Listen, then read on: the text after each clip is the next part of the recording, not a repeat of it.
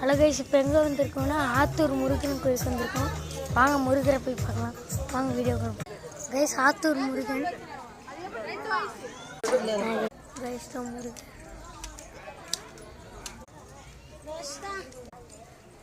நிறையா கோயில் இருக்கு.